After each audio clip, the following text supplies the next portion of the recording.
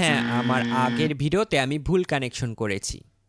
আমার আগের long video দেখে কয়েকজন বিজ্ঞ ব্যক্তি বলেছেন সেন্টার টেপ কানেকশন ভুল ছিল, তাই বেশি পাওয়ার আউটপুট হয়েছে। বিষয়টা যদি সহজভাবে আপনাদের বলি, একটা ব্যাটারির পোলারিটি উল্টে দিলে তাহলে পাওয়ার বেড়ে যায় বা কমে যায়। বিষয়টা সত্যি হাস্যকর, তবুও আমি জানি প্রমাণ ছাড়া কেউ বিশ্বাস করবেন না, তাই আজকে প্র্যাকটিক্যাল করে দেখাচ্ছি। এখানে দেখুন, এটাই সেই ভুল কানেকশন যেটা নিয়ে এত কথা হচ্ছে। রেজিস্টিভ লোড দেওয়ার পর ভোল্টেজ 7.52 ভোল্ট এবং কারেন্ট হচ্ছে 2.35 এম্পিয়ার। এক্ষেত্রে পাওয়ার হচ্ছে 70.67 ওয়াট। এবার আমি শুধু ডায়োডের কানেকশন উল্টিয়ে লাগালাম নরমালি যেভাবে থাকে, আবার একই লোড দিয়ে চেক করলাম। ভোল্টেজ 7.62 এবং কারেন্ট হচ্ছে 2.34। পাওয়ার এক্ষেত্রে 70.83 ওয়াট। যাক, উত্তর আপনাদের সামনেই রয়েছে। পোলারিটি চেঞ্জ হয়েছে কিন্তু পাওয়ার প্রায় একই। আমার আগের ভিডিওর মূল লক্ষ্য ছিল কোন রেকটিফায়ার কনফিগারেশন বেশি এফিশিয়েন্ট। কানেকশন ওরিয়েন্টেশন দেখানো না, রিয়েল পাওয়ার কম্পারিজন দেখানো ছিল